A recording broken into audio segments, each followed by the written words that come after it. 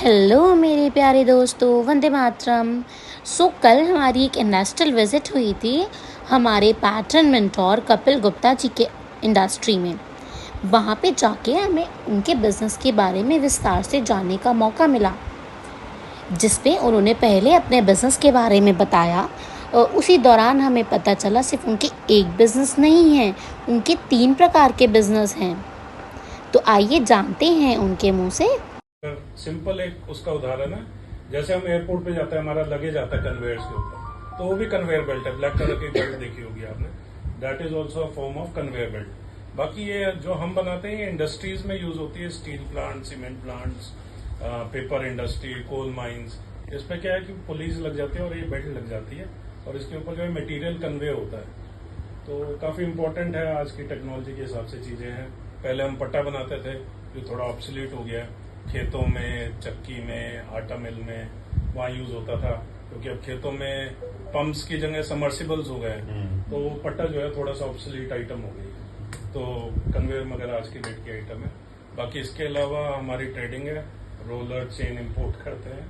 बाकी एक स्कूल भी है सर, तो बताओ विस्तार से बताओ। एक स्कूल भी है, senior secondary school, up to 12th है। वो हमने 2016 में शुरू किया था, बहुत अच्छा वेंचर है।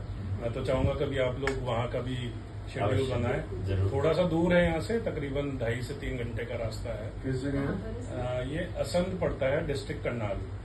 पानीपत के पास? हाँ, पानीपत से तकरीबन 30 किलोमीटर। तो तकरीबन 3 घंटे लगेंगे आपको। Max international school.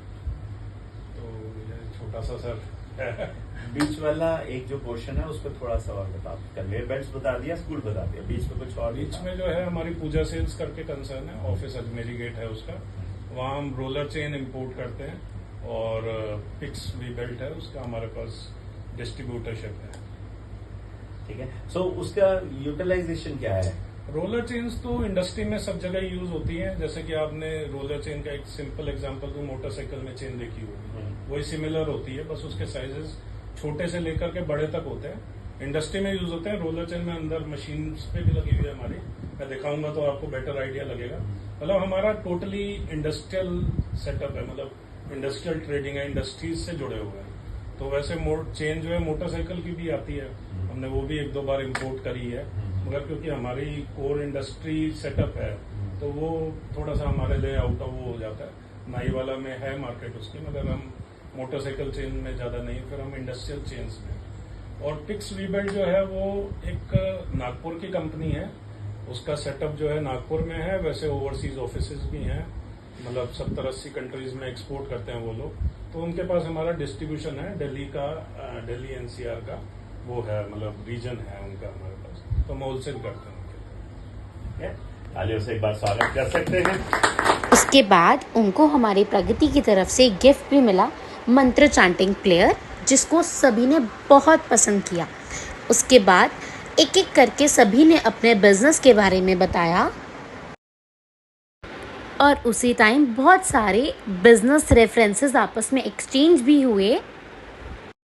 ये इतनी बेस्ट इंडस्ट्रियल विजिट रही कि देखते देखते मेंबर्स इतने सारे हो गए कि वहाँ पे बैठने की जगह भी कम पड़ गई थी। इसी बीच सभी मेंबर्स को एक दूसरे के बिजनेस के बारे में विस्तार से जानने का मौका मिला।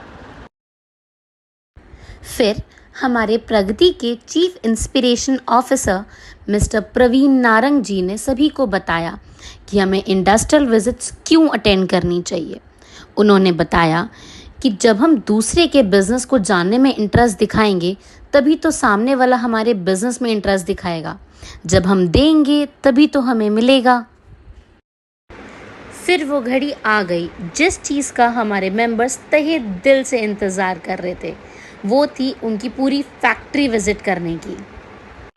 हमारी होस्ट मिस्टर कपिल गुप्ता जी ने सभी मेंबर्स को बहुत अच्छे से बताया कि कन्वेयर बेल्ट्स कैसे बनती हैं, क्या क्या प्रोसेस रहता है, फ्लैट ट्रांसमिशन बेल्ट कैसे बनती है, उनको कैसे 110 डिग्री की हीट पे कैसे उनको फ्लैट किया जाता है, 20-25 मिनट तक वो इतनी ज़्यादा हीट पे फ्लैट होती हैं, कैसे रोलर चेन्स बनती है, कैसे चीवरॉन बेल्ट्स बनती हैं, वी बेल्ट्स बनती हैं। सभी मेंबर्स ने बहुत अच्छे से समझी सारी चीज़ें और अपने जो भी क्वेश्चंस थे सब ने उनसे खुल करके पूछे।